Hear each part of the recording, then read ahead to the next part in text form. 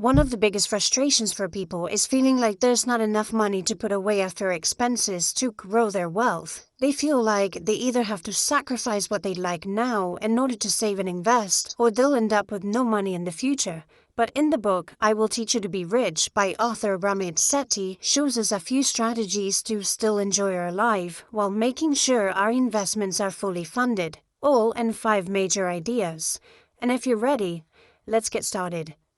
Number 1. Creating your rich life. First, we must understand what having a rich life means to us. For many people, this might be traveling the world and visiting new places. For others, it could be keeping up with the fashion trends, or just spending time with the family. What is shocking in this book is that financial advisor Ramit Sethi says that it's okay to splurge. As a matter of fact, he recommends it. It sounds odd that a financial advisor tells you to splurge, but he says to do it strategically. It's like taking care of a garden. If you want to have a beautiful garden, you will nurture the plants and the flowers that you like, and you will remove the ones that you don't, because they take the resources away from the plants that you actually like. In the same way, Sethi says that it's okay to spend some money on the things that you like, as long as you cut out the things that you don't. And in the long run, you might end up saving more, even if you treat yourself a little. For example, would you think that this person is financially responsible? Tom takes a vacation 4 times a year. Every 3 months, he's in a new exotic place, enjoying his life by the pool and doing a bunch of fun activities. Most people would think that this is not financially responsible. But back home, he got rid of his car because she can bike to work. He lives in a small apartment that doesn't cost much, and the money he saves goes into his investments account. What about now? Is he financially responsible? The problem with traditional financial advice, according to Sethi, is that they encourage people to stop living in order to fund their investments. It's like trying to go on a very strict diet for the next 40 years. But what if instead you create a lifestyle where you can enjoy the things that you like while still taking care of business? And later in the video, we'll actually have a plan to do just that. Lesson number 2. Keep buying your lattes. Let's do a little thought experiment. Let's say that you do buy a latte every day, 7 days a week. This is something that you enjoy and it keeps you going throughout the day. Each latte costs $6, which comes to a total of $180 per month or $2,160 per year. On one side, you have people telling you to stop buying lattes because you can save over $2,000 per year. On the other side, you have Sethi telling you, forget about that. Keep buying your lattes, but instead, go and apply for that other job that you're qualified for and pays you $15,000 more. You see, there are 2 ways of thinking about things. We can focus on the little things that make a little difference, or we can focus on the big things that make a big difference. Don't ask the $5 question, whether you should buy a latte or not. Ask the $50,000 questions, like what can you do right now to raise your income, and how will you set up your investments? Those little things like buying a latte a few times a week is not what the war is won, especially if that is something that you enjoy as part of your rich life. There are a few places where your energy can be better spent, like negotiating for a raise, educating yourself to raise your earning potential, automating your budget, contributing to your retirement account, cutting costs in bigger areas, starting a side hustle, and allocating capital intelligently. Lesson number 3. Keep it simple, and don't wait.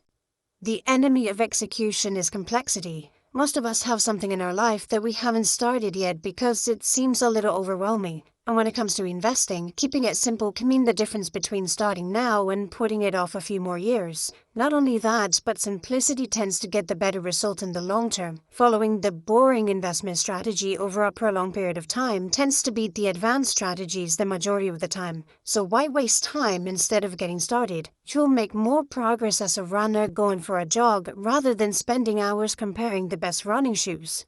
Most professional fund managers fail to beat the market consistently anyways with their complicated strategies. Most people are better off just keeping it simple and betting on the markets rather than trying to beat it. And the sooner it's done, the better.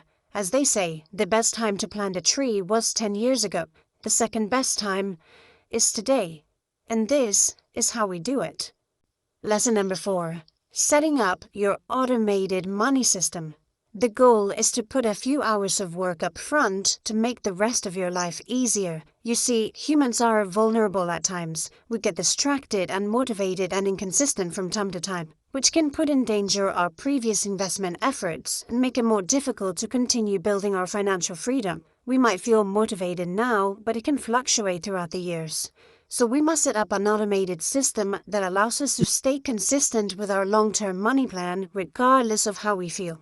To set up your money system, this is what you'll need. A checking account. This is where your money goes first and will be distributed from. Think of this account as a distribution center for your money. It lands here and it gets sorted and sent to the other accounts. A savings account. This is where you keep your short-term and medium-term savings, like to save for a down payment for a house or your yearly vacation. Make sure this account doesn't have fees and there's no withdrawal limits and pays you a good interest rate. A credit card. If done right, this is a free short-term loan that comes with perks, like cashbacks, miles, or points. Sethi says that you should start with a cashback credit card. Also, make sure you pay it off every month to not get charged to any interest. A retirement account, like a 401k or an IRA.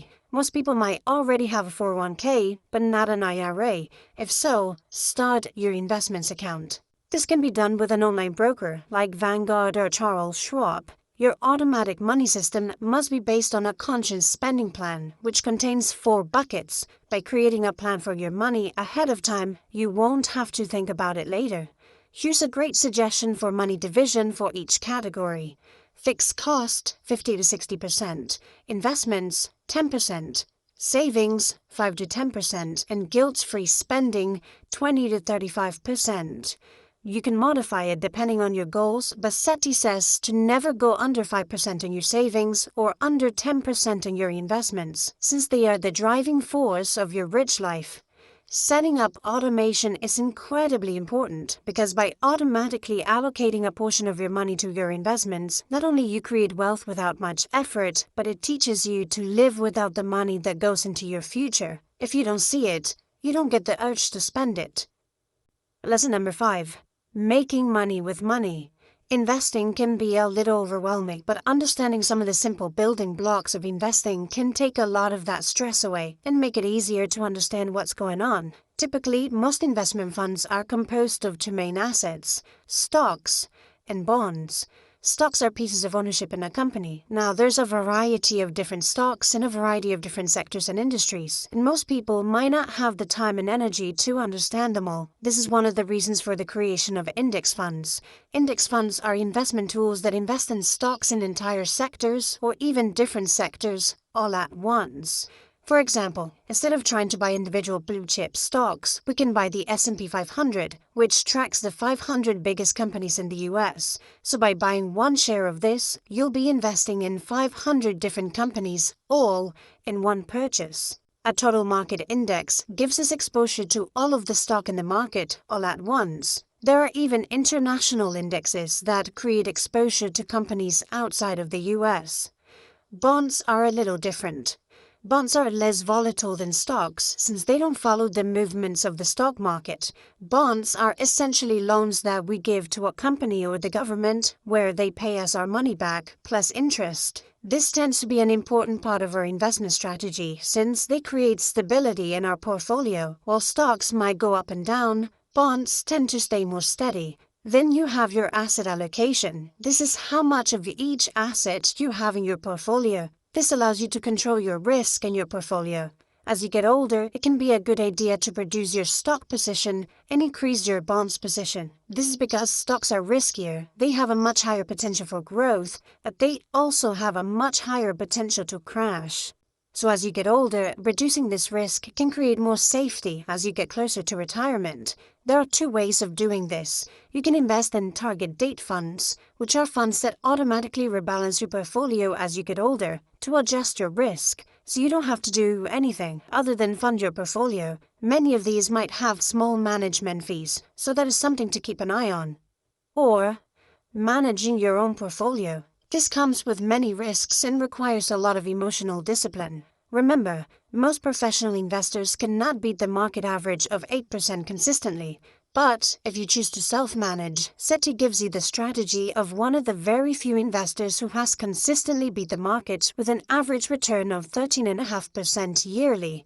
Dave Swanson. Dave Swanson is the manager of Yale University's endowment with over $40 billion under management, and here's his portfolio. He invests 30% of their money in domestic equities, 15% in developed world equities, 5% in emerging equities, 20% in REITs, which are real estate investment trusts, 15% in government bonds, and 15% in TIPS, which are Treasury inflation-protected securities.